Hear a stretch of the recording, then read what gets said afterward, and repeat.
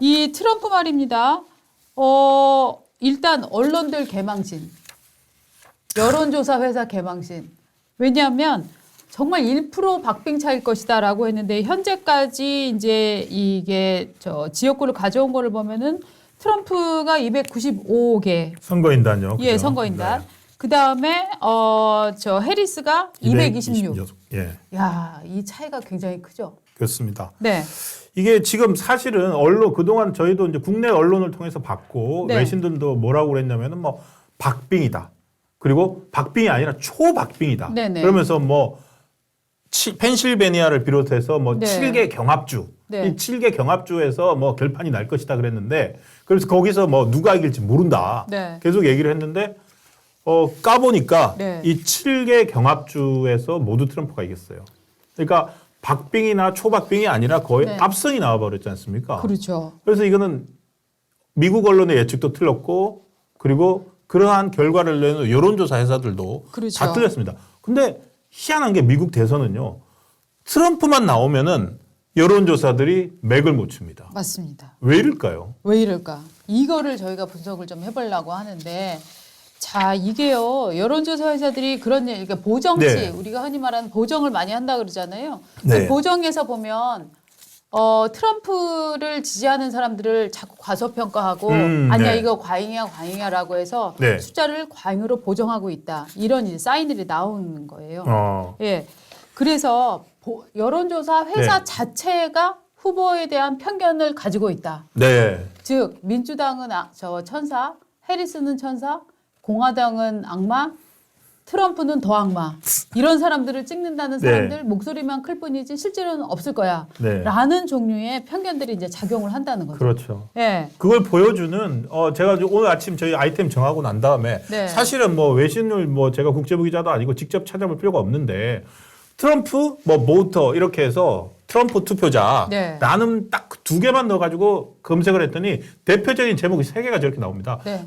투표 직전에 나온 것들이에요. 뉴욕타임즈 제목입니다. The Trump voters who don't believe Trump. 트럼프 지지자들은 자기 트럼프를 믿지 않는다. 그리고 트럼프 followers are living in a dark fantasy. 트럼프를 지지하는 사람들은 어두운 환상 속에 살고 있다. 그렇죠. 그리고 도널드 트럼프 지지자 보터 we like president lie. 우리는 대통령의 거짓말을 좋아해요. 그렇죠. 그러니까 트럼프 지지하는 사람들은 조금 뭐 모자라고 정신병 이상하고 같은 이러한 사람들이다. 선입견이 네. 제목에 드러나 있는 거예요. 그렇죠. 대단히 부적절한데 저걸 깔고 있었다는 거죠. 이거에 이제 가장 저는 핵심이 예. 미국 투표 당일날 네. 뉴욕타임즈 사설이라고 생각을 해요. 예. 뉴욕타임즈 사설은 네네. 종이를 정리해 보니까 요 정도밖에 안 됩니다. 굉장히 짧습니다. 예. 트럼프 시대를 끝내는데 투표하라. 제목이 이거고요. 예. 그는 지도자에 맞지 않다. 그를 잘 아는 사람들의 말을 들어보라. 민주주의의 위협으로 남았다. 트럼프의 부패와 무법은 선거를 뛰어넘는다. 이것이 그의 윤리 자체다. 그의 거짓말은 한이 없다. 그가 재선된다면 공화당은 그를 통제하지 못할 것이다. 트럼프는 정적을 쫓으려 정부를 이용할 것이다. 그는 대규모 추방 정책을 추진할 것이다.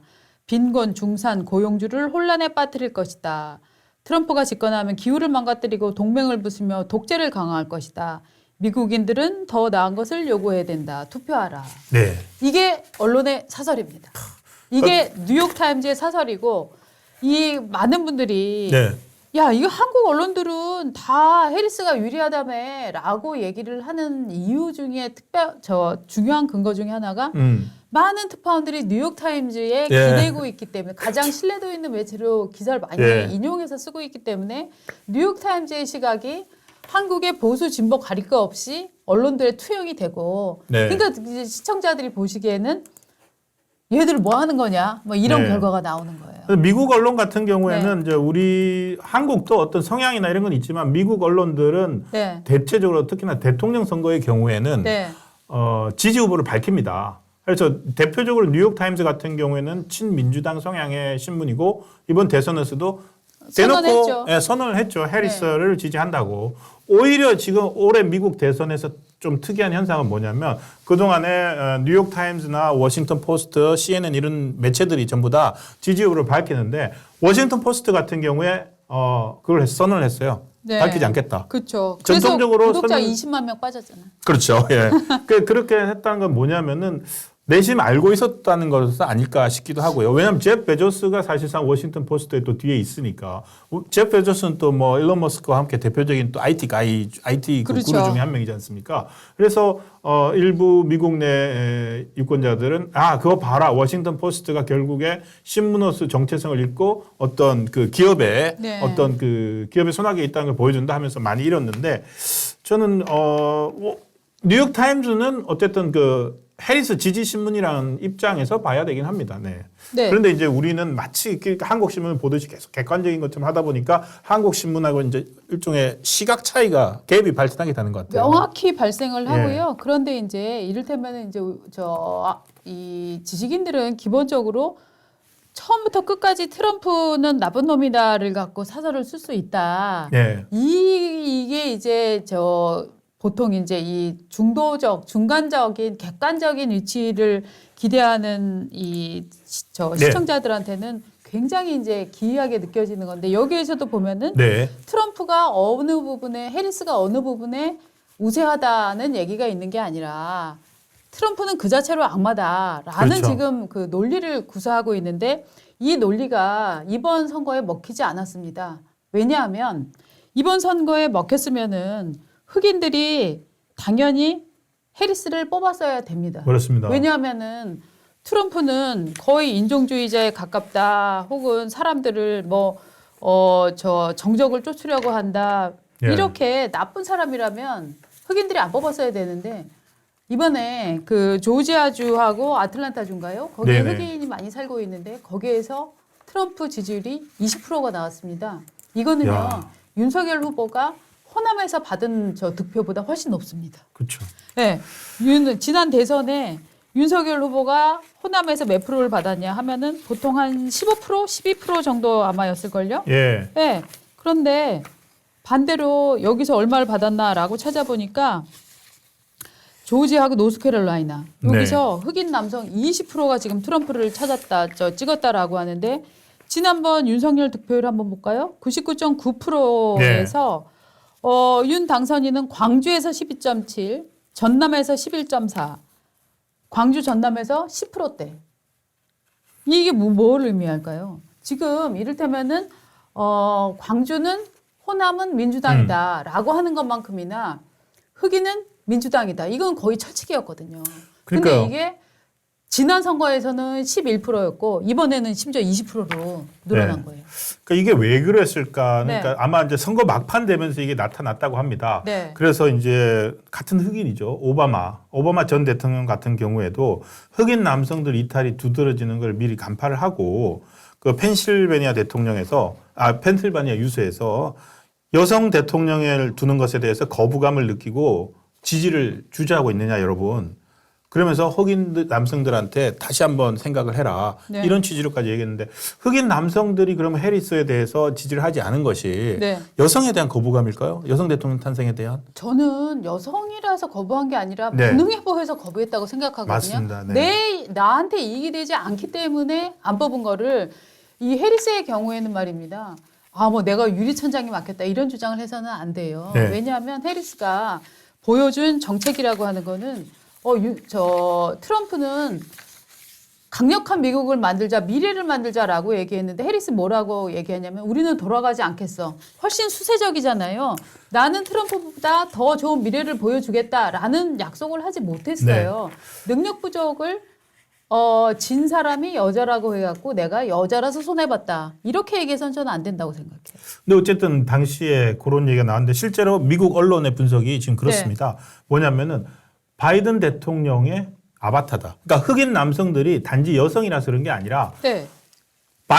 백인 바이든 대통령과 차별화시키지 못했다라는 것에 그렇죠. 대한 불만이 있었다고 합니다. 네. 단지 피부색이 금다고 해서 네. 흑인들한테 지지를 요구한다. 우리는 그러면 굳은 표냐? 우리는 무조건 흑인이라고 당신을 지지해야 되느냐? 이런 감정을 갖게 했다는데 ABC의 분석에 따르면 그렇답니다. ABC 인터뷰에서 그러니까 지난달 8일이니까 이제 투표 한 달 전이죠. 네. 한 달 전에 바이든 대통령과 당신이 다르게 했을 것 같은 일을 말해달라라고 인터뷰에 생방송이 나왔는데 네. 거기서 해리스가 원래 인터뷰 잘 못한다고 하는 정평이 나 있는데요. 얘기를 해봤어요. 생각나는 게 없는데요. 그거가 아주 결정적인 페인이 될 거라고 얘기를 예. 했었어요. 네. 이게 충격을 줬습니다. 당연하죠. 없는 말도 트럼프 같으면은 네. 없는 말도 만들어서 합니다. 네. 그때는 오히려 바이든을 네. 죽여야 돼요. 네. 바이든을 죽여야 되는데 또 자기가 부통령이면서 대통령이었던 남성을 겪어내지 못해 극복하는 모습을 보여주지 못했다는 것들도 지적으로 나오고 있었습니다. 아니 해리스 경우는 사실은 4년 부통령 하는 동안 존재감이 없었잖아요. 이렇게 그렇죠. 하면 저는 그래서 해리스가 처음 나왔을 때 네. 이번 선거는 끝났다. 전 트럼프다. 그래서 왜? 라고 물어보면 그 슈퍼에 가면 그 1리터짜리 우유에 옆에 요구르트 5개짜리 네. 그 100원짜리 이렇게 5개 붙어 있는 경우 있거든요. 네네네. 저는 해리스는 그런 존재다. 우유가 빠지고 사은품 요구르트 5개에 넣으라면 표를 주겠나. 저는 안 준다. 저는 그래서 네. 이 여론조사, 미국 언론들도 지금 뭐 거의 혼돈일 텐데 여론조사 네. 회사랑 사실 마침 이 선거 기간이 바로 지난주에 네. 미국 선거를 앞두고 있는 지난주에 일주일 동안 미국 출장을 다녀온 저희 신문사 후배가 있습니다. 네. 후배가 이제 워싱턴부터 이 밑에 펜실베니아까지 이렇게 쭉 일주일 동안 돌았는데 출장 다녀온 직후에 제가 물어봤어요. 미국 사람들은 뭐라 그래? 그러게요. 제가 만난 사람들은 다 트럼프라 그러던데요. 맞아요. 그러니까 길거리 여론이라고 그러지 않습니까? 네. 길거리 여론은 다 트럼프인데 왜 그게 그러면은 여론조사에는 안 나타났을까? 네. 그러니까 신문사들은 여론조사 결과를 보는 거 아닙니까? 그렇죠. 숫자를 보죠. 숫자를 보는데 네. 그러면은 이 숫자가 틀렸다. 네. 그리고 이거는 미국만의 문제가 아니라 네. 대한민국까지도 우리나라까지도 과연 이 과거식의 여론조사가 실제 민심을 제대로 반영하고 있느냐 네, 맞아요. 그런 문제의식을 던진 것 같습니다. 맞습니다. 저희 실제 저는 이제 방송 미디어 쪽을 많이 하는데 이 전통적 여론조사 중에 하나가 이제 TV 같은 경우에 시청률이지 않습니까? 네, 네. 시청률 조사요 이제 만능이 아닙니다. 그럼요. 방송사들도 이제 물론 시청률이 높으면은 그 드라마가 인기가 있다는 것을 반영을 합니다. 그런데 시청률이 낮은데도 인기가 높은 드라마들, 프로그램들이 많습니다. 그래서 지금 방송사들은 어떻게 하느냐면요. 시청률, 그리고 이제 그 바이럴이라고 하잖아요. 네, 화제성. 이런 지수를 별도로 만들어가지고 네. 어떤 대표적인 네이버에서 몇 번이나 얼마나 언급되는지, 네. 구글 트렌드가 얼마나 좋은지, 이런 것들, 그리고 게시판에서 얼마나 많은지, 네. 트위터에서 얼마나 많은지, 이런 것들을 조사를 해서 종합적으로 보더라고요. 그래서 정치 여론조사도 이제 이런 것들을 종합적으로 해서 반영하는 맞습니다. 그런 게 있어야 되지 않겠느냐 이런 생각을 합니다. 제가 제 공치사 하자면 저는 2016년인가요? 그때도 그렇고 이번에도 그렇고 트럼프가 된다는 걸 다 맞췄습니다. 2016년에도요? 네. 왜 맞췄는지 아세요? 어떻게 맞췄어요? 제가 그때 느낌이 정말 이상해서 구글 예. 트렌드를 검색을 해봤어요. 했더니 너무나 많이 차이가 나는 거예요. 그쵸. 그래갖고 저는 이건 아닌 것 같다. 그래서 제가 그 후에 심지어 기사도 썼었는데 네. 아마 한국 언론에서 제일 처음 썼었어요. 예. 진짜 제 담당도 아니지만 결국 구글 트렌드는 알고 있었다. 트럼프가 압도적으로 양이 이를테면 이렇게 됐으면 네. 그때 저 힐러리는 거의 이런 수준이었거든요. 그러니까 그래서 이게 우리가 이렇게 드러나는 이 지지율 요런 여론조사 이것만 맞을 수는 없다라고 이제 할 수밖에 없는데 저는 이번 미국 선거를 네. 깨시민의 완패, PC주의의 완패라고 저는 해석을 합니다. 그러니까, 네. 트럼프를 지지한다고 미국 텔레비에 막 여자 연예인들, 남성 연예인들, 뭐 동성애자 연예인들 엄청 나와서 막 지지를 했잖아요. 네네네. 그리고 막 저런 악마를 지지하는 걸 부끄러워하라. 라고 얘기를 하고. 어제 저도 얘기했던 아놀드 슈왈츠네거도 보니까 결국 연예인이네요. 그렇죠. 그러니까 그 아놀드 슈왈츠네거도 나는 공화당원이지만 민주주의를 파괴한 트럼프를 지지할 수는 없다. 그래서 이번에 나는 해리스를 찍겠다라고 공개적으로 얘기했었죠. 수많은 사람들이 얘기했죠. 뭐 비욘세, 무슨 뭐 에미넴, 스티비 원더, 아리아나 그랑데, 뭐 존 레전드, 그다음에 무슨 뭐 너무 많습니다. 너무 많은 연예인들이 이거를 그다음에 그 정치를 많이 하는 누구죠? 조지 클루니, 예. 앤 해서웨이, 오프라 윈프리. 미국도 연예인들이 레이디 민주당을 좋아하네요. 완전히 좋아하죠. 연예인들이 일종의 강남 좌파들이네. 그렇죠. 이 연예인들은 사실은 캘리포니아의 뭐 경제를 좌지우지하는 갑부들이잖아요. 맞습니다. 엄청난 갑부들인데 맞습니다. 부가 많을수록 좌파네. 맞습니다. 그래서 저는 이번 선거가 그 일종의 미국판 깨시민, 미국판 오렌지 좌파들이 이 일반 그 트럼프를 찍는 사람들의 마음, 그들이 트럼프가 거짓말쟁이다. 트럼프가 범죄자다. 이걸 모르는 게 아니에요. 다 알지만 그쵸. 내 이익을 위해서 나의 내일을 보장해 줄 사람은 그래도 트럼프인 것 같아. 네. 저 해리스 주변에는 돈 많고 잘난 척하고 환경주의 생각하는 척하면서 돈지랄하는 사람이 너무 많아. 그리고 주위 사람들 무시하고 자기가 진보라고 못 배운 사람들 무시하고 이런 사람들이 득세하게 두지는 않겠어. 저는 그런 오히려 국민들의 솔직한 마음이 네. 이번 선거를 트럼프의 승리로 이끌었다. 그래서 이번은 그다음에 과도한 가정의 파괴.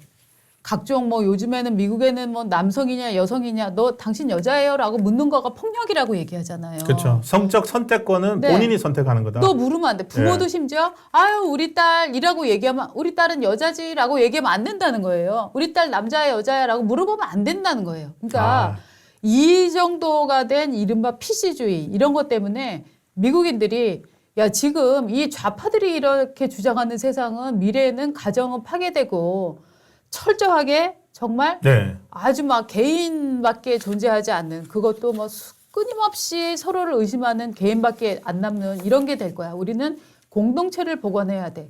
저는 여기에서 바로 보수가 깨달을 게 있다고 생각을 하는데요. 지금 우리나라 보수가 좌파 흉내내면서 따뜻한 보수 막 이런 얘기들 많이 하지 네, 않습니까? 네. 저는 이럴 때가 아니라고 생각을 해요. 이미 미국이 우리나라보다 정치적인 패턴이 조금 앞서 나가지 않습니까? 네, 그렇죠. 미국에서 이미 극단화된 두 진영의 싸움이 시작됐고 그 싸움에서 이기기 위해서는 그 진영의 이익, 진영이 바라는 바 이거를 가장 제대로 관철하는 네. 사람이 오히려 상대 진영의 이탈자를 데려올 수 있다. 그러니까 그게 이탈자가 흑인 남성이잖아요. 중도가 네. 아니다. 중도는 없어요. 중도로 간다는 거는 중도는 전 없다고 봅니다. 지금 현재 뭐 네. 국민의힘이나 뭐 네. 한동훈 대표나 어쨌든 중도 청년을 잡아야 된다 이거 아니습니까? 근데 그것이 오히려 정체성 정치를 해야 된다. 오히려 그렇습니다. 지금 정체성을 네. 더 똑바로 해야 된다. 지금 예를 들어서 중도 없다. 예 그렇게 따진다면 이제 뭐 이 얘기까지 하면 너무 전문적으로 가는데 지금 국민의힘 당 강령에요. 네. 경제민주화 들어가 있습니다. 네. 그러니까 이런 김종인 것들부터. 씨가 넣은 거잖아요. 그렇죠. 예. 그거 아직 안 바꾸고 있거든요. 그런 예를 들어 그런 것들을 정체성을 강화해야 되는데 지금 또 한 가지 더 얘기하고 싶은 것은 뭐냐면 네, 네. 방금 그분들이 있잖아요. 네. 미국도 그렇고 네. 우리나라도 깨시민들 예. 이 사람들이 여론조사 네. 열렬하게 합니다. 왜? 네. 나는 깨어 있거든. 맞습니다. 나는 잘났기 때문에 여론조사 전화 오면은 적극적으로 내 의견을 반영하는 그렇죠, 반면에 그렇죠.